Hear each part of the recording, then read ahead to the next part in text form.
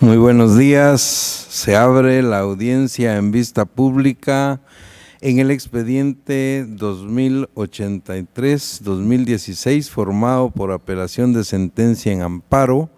en la acción constitucional promovida por Edelma Amparo Moreno Hernández contra la Sala Primera de la Corte de Apelaciones de Trabajo y Previsión Social.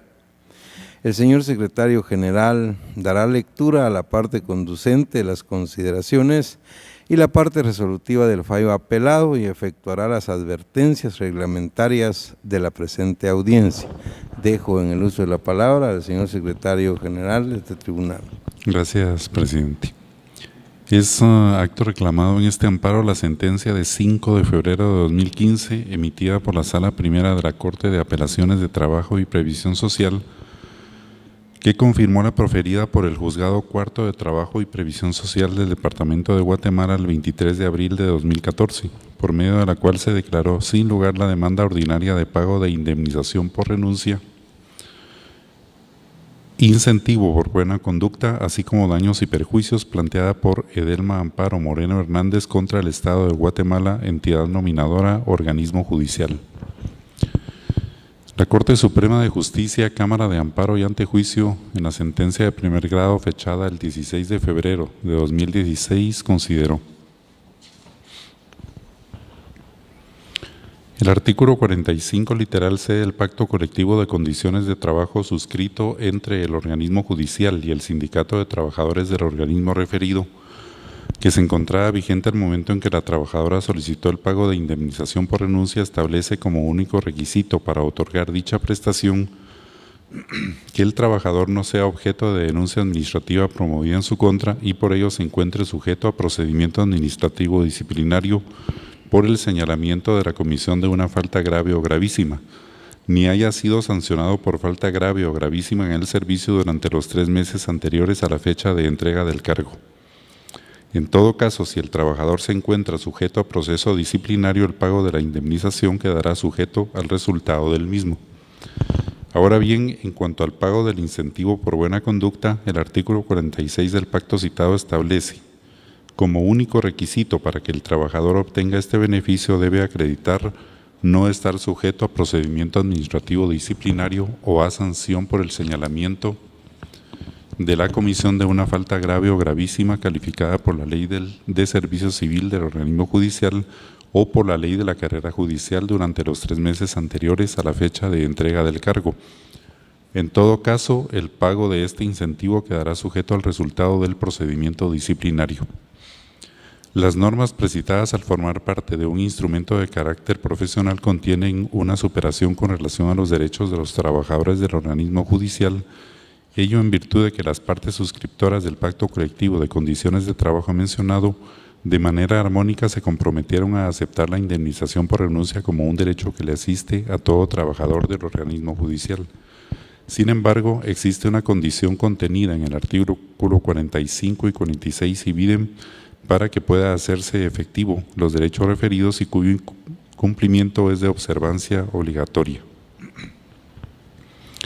Hecho el estudio correspondiente a las normas aplicables al caso concreto, esta Cámara considera que los argumentos presentados por la postulante no pueden ser materia de conocimiento dentro de una acción constitucional, pues si bien es cierto lo resuelto por la autoridad impugnada es contrario a su pretensión, ello no implica conculcación a sus derechos constitucionales denunciados, puesto que la sala cuestionada, al confirmar la sentencia de primer grado, fue puntual al indicar que la amparista fue sancionada por la comisión de una falta grave, lo cual tuvo como consecuencia que la autoridad nominadora le negara el pago de indemnización, así como el incentivo por buena conducta de conformidad con lo regulado en los artículos 44 literal C, 45 y 46 del Pacto Colectivo de Condiciones de Trabajo,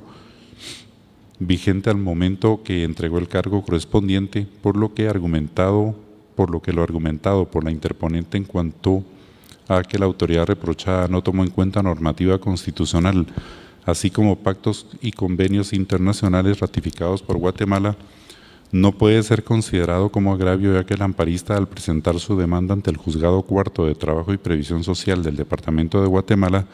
fundamentó su petición en los artículos 44 literal A, 45 y 46 del Pacto Colectivo de Condiciones de Trabajo, suscrito el 21 de marzo de 2012 entre el Organismo Judicial del Estado de Guatemala y el Sindicato de Trabajadores del Organismo Judicial, normativa que fue aplicada tanto en primera como segunda instancia. Ahora bien, en cuanto al agravio de la procedencia del pago de daños y perjuicios, el mismo, como bien lo estableció la sala reprochada, no es aplicable al caso concreto, ya que de conformidad con lo regulado en el artículo 78 del Código de Trabajo, el mismo es procedente en caso de que el patrono no demuestre la justa causa del despido. Sobre este tema, la Corte de Constitucionalidad, en sentencia de 10 de enero de 2013, dictada dentro del expediente 1830-2012, consideró: los daños y perjuicios que se derivan de la terminación de una relación de trabajo del Estado con sus trabajadores están regulados en el artículo 102, inciso S, de la Constitución Política de la República de Guatemala, el cual establece: si el empleador no probare la justa causa del despido, debe pagar al trabajador a título de daños y perjuicios un mes de salario. Dicha normativa se refiere a los derechos sociales mínimos que fundamentan la legislación del trabajo, dentro de los cuales está el pago de daños y perjuicios en caso de despido injustificado. Dadas esas circunstancias, no es posible para este Tribunal Constitucional entrar a conocer del fondo del asunto y la normativa citada tal como le fue pedido, pues ello equivaldría a convertir al amparo en una instancia revisora, lo cual está prohibido por mandato constitucional y además implicaría interferencia de la Cámara en las funciones que son propias de jueces y magistrados. De lo expuesto se concluye que la autoridad impugnada actuó de conformidad con la Constitución Política de la República de Guatemala y las normas aplicables al caso para emitir el acto reclamado, sin evidenciarse que al hacerlo se haya vulnerado los derechos y principios denunciados, ya que dentro del proceso fueron respetadas etapas procesales y requisitos procedimentales que la ley establece y se le ha dado la oportunidad de aportar prueba, presentar alegatos y usar los medios de impugnación legales a su alcance, por lo que la presente acción constitucional debe denegarse por improcedente, tal como se declarará al hacerse los demás pronunciamientos de ley. Con esos argumentos, el Tribunal de Primer Grado deniega por notoriamente improcedente el amparo solicitado por Edelma Amparo Moreno Hernández contra la Sala Primera de la Corte de Apelaciones de Trabajo y Previsión Social y, en consecuencia, se impone multa de 1,000 quetzales al abogado patrocinante Carlos Alberto Consuegra Navarro, quien deberá hacerla efectiva en la tesorería de la Corte de Constitucionalidad dentro de los 5 días siguientes a partir de estar firme este fallo, cuyo cobro en caso de incumplimiento se hará por la vía legal correspondiente. No se condena en costas a la postulante. De conformidad con lo que establece el artículo 67 del Acuerdo 1-2013 de la Corte de Constitucionalidad, quien haga uso de la palabra en esta audiencia deberá dirigirse directamente al tribunal, expresar sus alegaciones en forma oral de conformidad con el objeto de la vista pública previsto en el artículo 61 del acuerdo mencionado y no dar lectura a ningún documento salvo que para ello cuente con autorización previa del señor presidente. Deberá concretarse el asunto planteado, ser breve, conciso y preciso en su exposición. Para la exposición de alegaciones, cada una de las partes intervinientes cuenta con un tiempo máximo de 15 minutos. Es todo, señor presidente. Muchas gracias, señor secretario. Pueden hacer uso de la palabra la solicitante del amparo, apelante y requiriente de la vista pública, Edelma Amparo Moreno Hernández, quien actúa con el auxilio del abogado Carlos Alberto Consuegra Navarro, quien queda en el uso de la palabra. Muchas gracias, honorable presidente. Muy buenos días, honorables magistrados de la Corte de Constitucionalidad. El hecho de haber pedido la vista pública radica en un punto en particular. Su servidor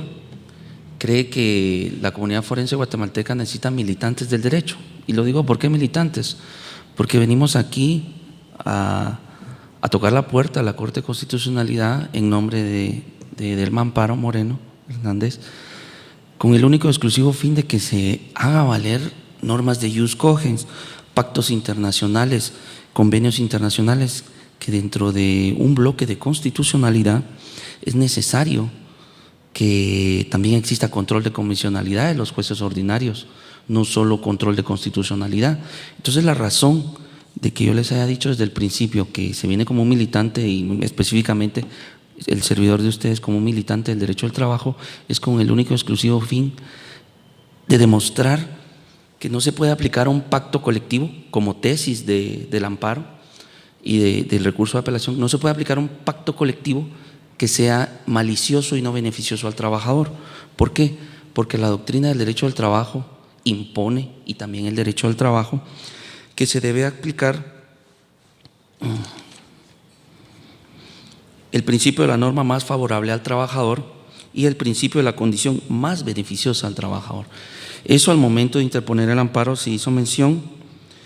También existe el principio de progresividad del derecho al trabajo, que progresivamente se le debe dar más al trabajador y no darle menos, ¿verdad? En este caso, el pacto colectivo que se le aplicó por los tribunales ordinarios en primera y en segunda instancia a la solicitante del recurso de apelación, a la interponente del recurso de apelación y solicitante del amparo en primera instancia, viene a vulnerar esos principios, ¿verdad? Entonces, el hecho es que no solo deben los jueces verificar el control de la constitucionalidad, sino que también deben de verificar el control de las convenciones internacionales, como se le conoce control de convencionalidad, y deben aplicar los principios del derecho al trabajo. Lamentablemente, eso no se dio. Parte de la tesis del amparo es el hecho de mencionar que se estima que no se valoraron el contenido de la Carta Internacional Americana de Garantías Sociales,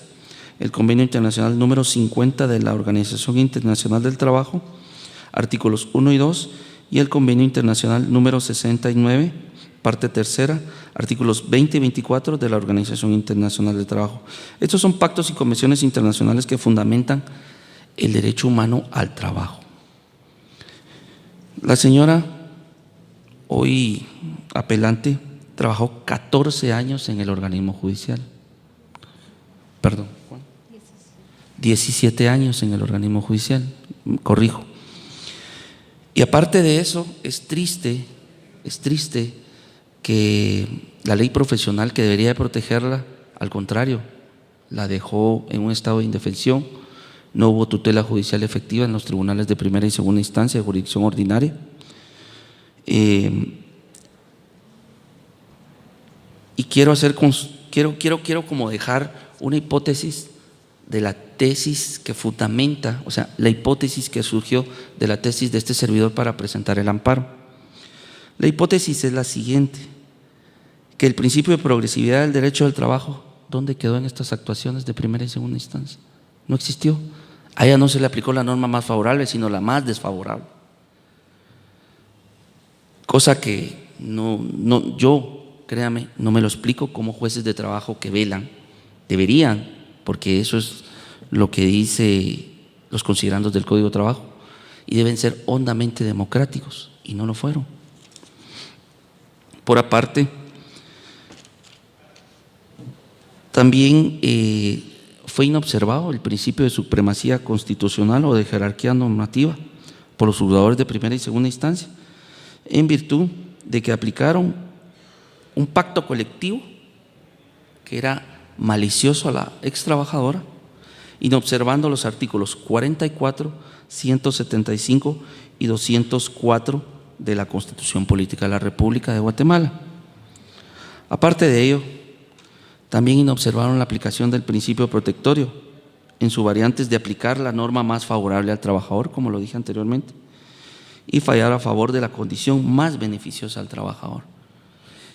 Para darles como una reseña, se hace mención en el escrito introductorio cuando se presentó en la Cámara de Amparos y Antejuicios de la Corte Suprema de Justicia. Se hace mención que la señora aquí presente renunció el 21 de febrero del año 2013 al organismo judicial y le fue notificado en marzo del 2013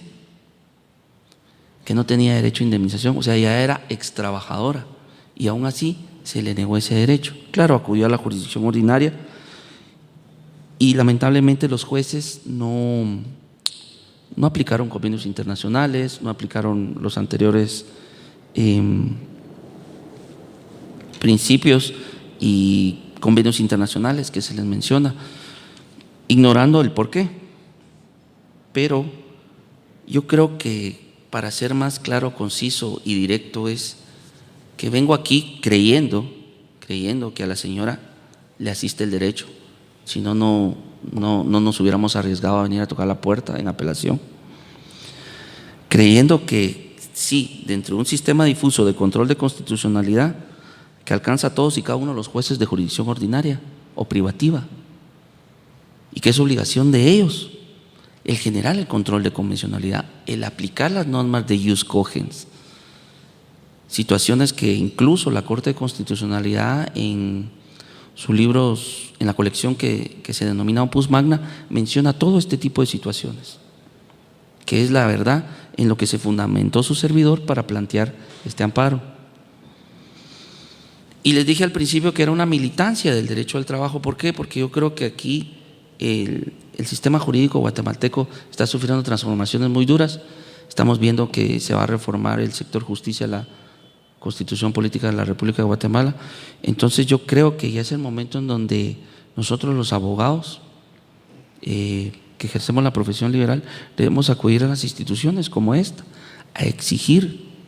en nombre de los usuarios de la administración de justicia que se les apliquen los pactos internacionales de los cuales Guatemala es parte, porque también son ley, también son parte de nuestro ordenamiento jurídico. Cosa contraria es que los jueces los inobserven, cosa contraria es que los jueces de jurisdicción ordinaria vengan a evitar el aplicar normas más favorables a los trabajadores o ex trabajadores.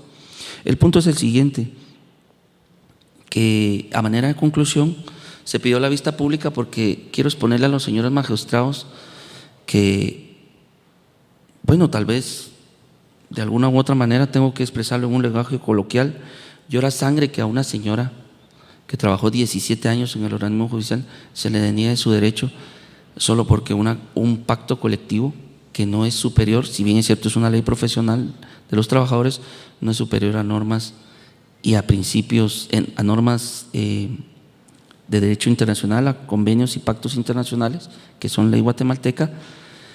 y a principios que la protegen. Entonces yo creo que no es, dejemos a un lado las cuestiones de justicia, yo creo que no es correcto permitir que sigan saliendo fallos tan perniciosos y que sean jueces de jurisdicción ordinaria tan inobservantes de normas de jus cogens y afecten a personas que han dado todo a una institución y que resulta ser que la institución pues negoció un pacto colectivo y los jueces de esa institución prefieren los pactos colectivos a las normas de derecho internacional y a los principios protectorios del derecho al trabajo. Entonces yo creo que, como les dije en un lenguaje coloquial, llora sangre ver a personas que vienen a pelear hasta las últimas instancias que les sean aplicados los derechos que tienen como ciudadanos guatemaltecos. Esa es la razón por la cual su servidor intentó, llamémosle de esta manera, revivir el derecho de la señora a poder acudir a una institución a exigir su derecho, porque qué triste es que exista el derecho y no se aplique, y al contrario venir a exigir que se aplique y de igual manera se inobserva y no se aplica. Yo creo que es el momento en donde pues nuestra república debe de tomar en consideración situaciones que vengan a conllevar una sociedad más justa, porque ese es el fin de la máxima del derecho, crear justicia entre las injusticias que el Estado guatemalteco genera. Únicamente, honorables magistrados, a manera de conclusión, quiero mencionar que se estiman violentados los derechos a las indemnizaciones establecidos en la ley profesional, en el pacto colectivo que estaba vigente en aquella época, a los derechos de control de convencionalidad, al derecho de progresividad del derecho del trabajo, al derecho a el indubio prooperario, que la duda favorece al trabajador, el derecho a obtener la aplicación de la norma más favorable al trabajador, el derecho a obtener la aplicación de la condición más beneficiosa al trabajador y, más que todo, creo yo, a obtener una tutela judicial efectiva de los jueces ordinarios de trabajo y previsión social. Y por último, no está de más también el tener derecho, escuchen esto, a tener una aplicación de una jerarquía normativa Qué triste que tengamos que venir a decirle aquí a los magistrados de la Corte de Constitucionalidad que no hay aplicación de jerarquía normativa. Ese es el fin, el punto toral de venir aquí a tocar la puerta de la Corte de Constitucionalidad, ¿verdad? O más que todo también que exista una aplicación de una supremacía constitucional y un control de convencionalidad. Por esa es la razón de venir aquí a revivir un asunto que no tenía ni pies ni cabeza porque había sido resuelto. Por último, solicito a los honorables magistrados que se tenga por presentado el alegato en forma oral dentro de la presente recurso de apelación, que los honorables magistrados al momento de resolver y dictar sentencia se sirvan declarar con lugar el recurso de apelación interpuesto por la señora Edelma Amparo Moreno Hernández y en consecuencia se sirvan realizar las declaraciones que en derecho correspondan, ordenando que el Tribunal de Primera Instancia Constitucional resuelva conforme a derecho. Única y exclusivamente, honorables magistrados. Muchas gracias. Muchas gracias, abogado Consuegra Navarro. La audiencia finaliza con la intervención del Ministerio Público a través de la Fiscalía de Asuntos Constitucionales, Amparos y Exhibición Personal por medio de la agente fiscal, abogada Ethel Judith Rodas Morales, quien actúa en su auxilio y quien queda en el uso de la palabra. Buenos días, honorables magistrados, personas presentes en esta vista pública. El Ministerio Público, a través de la Fiscalía de Asuntos Constitucionales, comparte el criterio sustentado por Corte Suprema de Justicia al denegar la presente acción constitucional. Si bien es cierto, el derecho laboral debe ser tutelar a los trabajadores, también debe ser revestido de cierta objetividad para la aplicación en cada caso.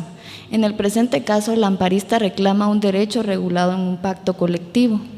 pero pretende que la norma específica que le asiste el derecho sea aplicada parcialmente. Pretende que se le aplique el beneficio sin considerar que la norma es clara en indicar que solo podrán gozar de dicho beneficio las personas que no tengan procedimiento disciplinario o no hayan sido sancionadas por una falta, circunstancia que no es factible, ya que una norma se debe aplicar en su totalidad y no puede ningún juzgador aplicar una norma parcialmente.